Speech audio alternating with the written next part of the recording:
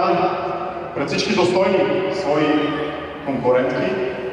Невяна Владинова, България!